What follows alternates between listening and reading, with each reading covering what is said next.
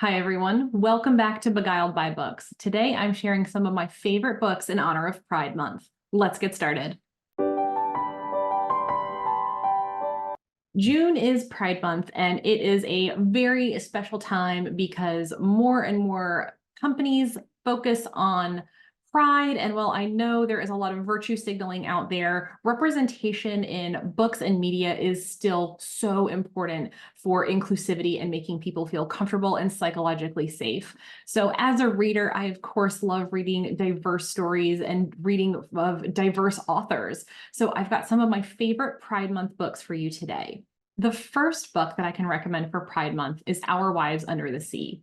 This is a short novel and it reads really, really quickly, and I just loved it. I recommend it all the time now that I've read it, and it's a romance horror novel, creepy book, but with a really lovely element of romance. I have no idea how to describe it. It's a really unique, very cool, and features a lesbian couple as the protagonists and kind of what happens when one goes through a very big, traumatic, horror-esque life event at the bottom of the sea in a submarine. Very interesting story. Absolutely think it's fantastic, and just love the beautiful way the author writes that romantic element and just that tenderness, that deep love that's so indescribable, but the author does such a good job of encompassing that for the character who's narrating. And I just love this book. And again, great representation and really interesting story. The next three books I'm going to recommend are all by TJ Klune. If you are not new to the channel, you will not be surprised that I'm recommending these. And if you are new to the channel, hi, welcome. But the three books are by TJ Klune. It is The House in the Cerulean Sea, Under the Whispering Door, and In the Lives of Puppets. Each of these is a standalone novel, so they don't necessarily interact with one another. But they're just so gorgeously written and so beautiful and so diverse and representative.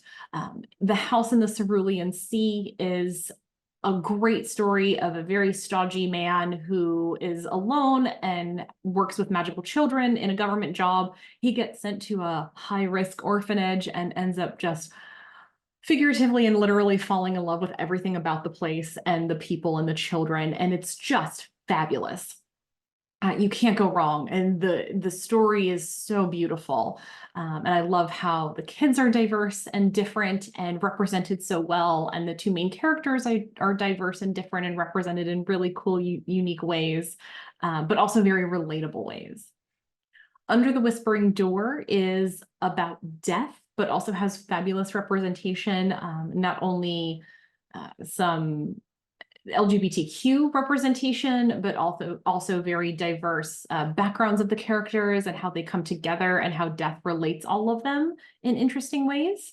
And then lastly, In the Lives of Puppets is TJ Klune's newest published work, and it has an asexual character, which is also a really great character to have represented in novels. So all three of these are great for Pride Month, and not to mention they're absolutely stunningly written and will just leave you with the warm fuzzies when you're done. The next book I recently read, it's called Siren Queen. It was recommended by my local bookstore, and it is a really cool historical fiction, magical realism novel. And it's really subtle. I don't typically like subtle. Sometimes I really enjoy just getting explained to. Sometimes that's what I'm looking for. But this was very quiet but powerful. A Chinese American kid grows up in Hollywood and ends up kind of becoming a cast member of a couple films as a small child and gets the acting bug and then wants to be a starlet. But in, the 1940s, 50s-ish, when this is all taking place, that's really difficult, especially for a Chinese American woman. And on top of that, she's gay. So there are a lot of intersections, a lot of woven components together, and it was really cool to see how the character develops and handles the challenges that have been thrown at her. And then, of course, you have some magical realism with a little bit of myths and monsters and madness and cool things like that. So really neat story. Definitely recommend you check that one out, Siren Queen. The next book that I can absolutely recommend is Kaikeyi.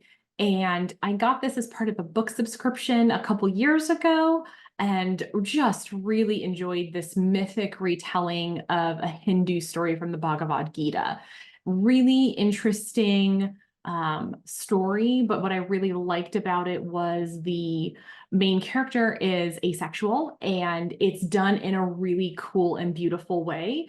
In the regard of her role is to produce heirs and how she handles that, but also what happens to those heirs and how, even though she's asexual, what does that mean for motherhood and those types of different components. Fascinating take on the story.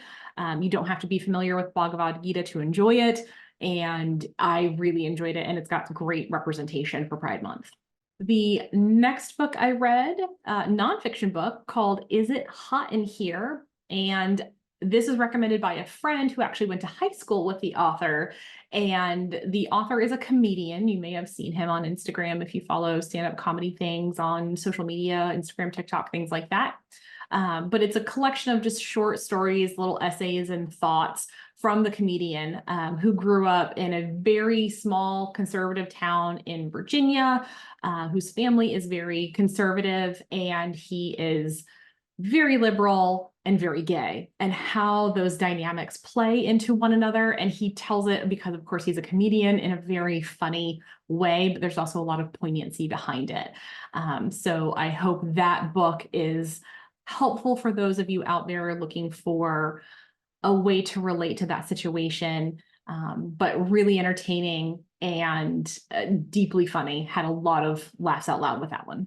The next book is called Psalm for the Wild Build. Again, this is a short book. I really enjoyed it. A friend of mine recommended it to me, and it's a little science fiction-y, but a very sweet, quiet, wholesome novel with some great they, them characters in the book that are so beautifully relatable. The story, the world is super cool. It's about a person and a robot interacting with one another in this fictional world.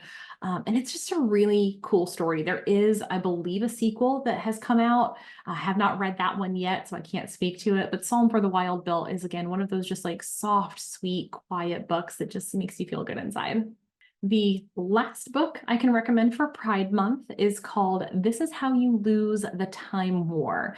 And it's two female rival agents who are time travelers, and they keep going back and forward.